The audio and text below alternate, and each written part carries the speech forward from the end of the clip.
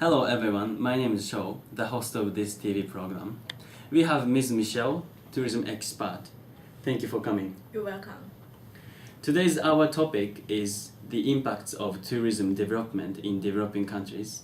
The countries we represent today are Solomon Islands, Kerala in India, and Lijiang in China. Our first interviewee is Ms. Joyce Maetoloa, the Permanent Secretary for Tourism in Solomon Islands.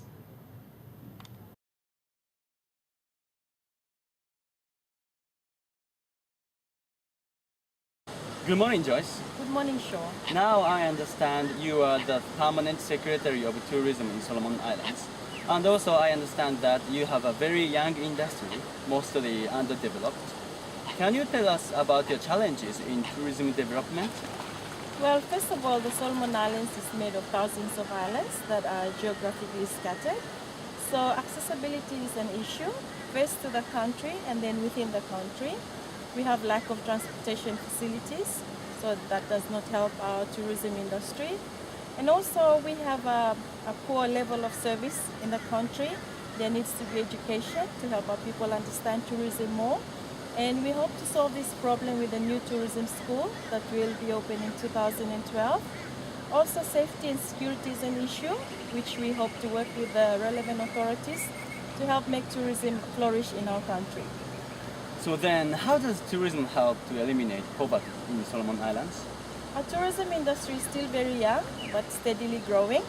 However, the benefits can be huge, where our people can sell agricultural and marine products to the hotels and tourism operators, art and crafts, perform traditional dances, conduct bushwalks, and this will help to improve their living standards. Also, my government is focusing on yield tourism and to grow rather than a sustainable increase in tourist numbers. And this will help our people to benefit more from tourism and eliminate poverty in the country. Thank you very much, Ms. Joyce, and I wish your country well in its tourism development. Thank you, Shou. Thank you very much. You're welcome. The next destination is Kerala, India. Tourism in Kerala has been developing for a decade and providing some benefits to the local communities. The most popular tourism attraction is riverboat tourism. For a decade, there has been an increase of 3 times of international tourist arrivals, and the tourism revenue has increased from about 100 million Australian dollars to 350 million Australian dollars. Also, Kerala has overall high standard of living, more school per capita compared to other parts in India, and 75,000 employment opportunities that directly related to tourism. Now we have Ms. Hina, the Secretary of Tourism Council of Kerala, India. Good morning, Ms. Hina. How are you today? I'm fine, Shou. Thank you. Now I understand that Kerala's tourism is growing at a fast pace. Ms. Hina, could you tell us more about the issues related to the rapid increase of tourism development? This rapid growth in tourism over the last decade is affecting the life of local community. There is out-migration as people are moving out of their original habitat due to unaffordability and rising cost of living. The other noticeable effect is to the environment. The increase in tourist and boat numbers is polluting Kerala's pristine beaches and backwater, as we can see more rubbish, littering and oil leakages from the boats. How about solutions to the issues? Can you tell us about the management strategies which are being considered to deal with these issues? The strategies considered for out-migration are to encourage local communities to engage in self-employment and small-scale enterprises by putting in place more supportive policies, generate demand for local products so that more people can get employment. For protecting the environment, the strategies which are being considered are to limit the volume of tourists visiting the region so as to control their impact, to educate the tourist for the responsible approach to vacationing in Kerala. These strategies will potentially channel the benefits directly back into the local communities. Thank you very much, Ms. Hina, for providing the information. I wish you all the best with your work in managing tourism in Kerala. Thank you, sir. Thank you very much. Today's last developing tourism destination is Lijiang, China. Lijiang has been rapidly developed as a popular tourism destination in China. Thanks to this tourism development, the economic benefit is significant. However, traditional culture is negatively impacted. Now we have Sumika, the Minister of Tourism in Lijiang City, southern China. Good afternoon, Ms. Sumika. How are you today? Good, thank you. It's a pleasure and honor having you today. You're welcome, Shaw. Now, can you tell me about tourism development in Lijiang City? What are economic impacts? As Lijiang is a UNESCO heritage site, it attracts a lot of visitors every year. In 1992, the tourist arrival was only 2 billion, but in 2006, it reached as high as 5 million, which brought Lijiang 50 million revenue. The economic growth can increase local people's income and improve their quality life as they can operate businesses in the old town.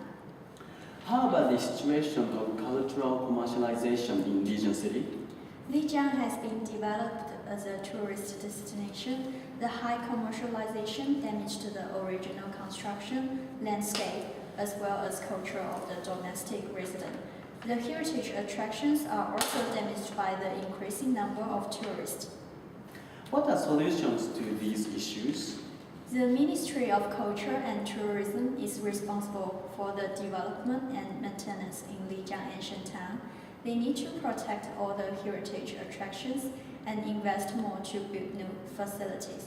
Also, they should regulate the travel agency, encourage them to provide real culture and real history to avoid over-commercialization and misrepresentation. Thank you so much, Honorable Ms. Sumika, for sharing the information. Thank you, Shaw. We have just watched the 3 developing countries and covered the main issues. Ms. Michelle, we heard of 3 experts talking about the tourism development in their countries. Can you give us some advice or recommendations in terms of tourism managing in developing countries?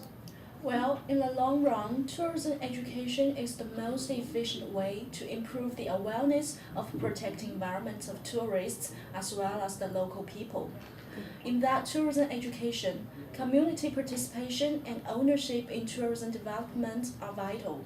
In addition, viable partnerships with private sector and stakeholders also play an important role in village-based and community-based tourism in developing countries. Furthermore, proper destination planning for sustainability by the evolving of technologies could be valued as the savior of the environment in the tourism. For example, by adopting green energies in the transportation system, the air pollution will be largely alleviated.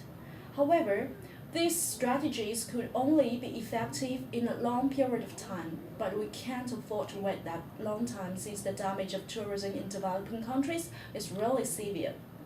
Therefore, in the short run, for the sustainability of environmental, socio-cultural, and economic benefits in developing countries, government commitments such as tourist limitation policy is necessary, even though it would temporarily cause economic loss. Thank you. Can you give us a general description of tourism in developing countries, please? Well, obviously, tourism brings about numbers of benefits to the developing countries, and the economic contribution generated by tourism is appreciated the most by the developing countries. Because the tourism activities are always related to tourist consumption behaviors, which could undoubtedly stimulate the local economy. Additionally, the advantage of tourism development in those countries could also be reflected at the upgraded infrastructures, cultural exchanges, and etc.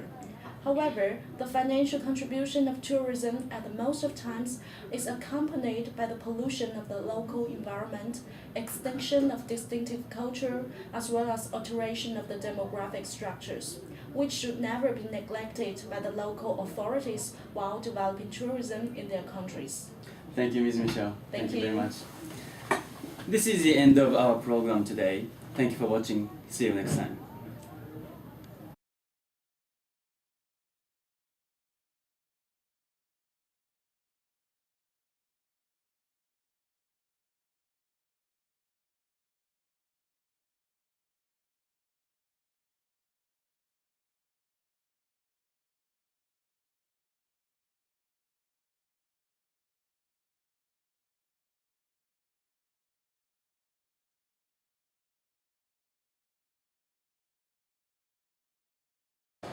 From myself, Shaw, this is my team. Joyce, Sumika, Hannah, Michelle. We would like to say Thank you.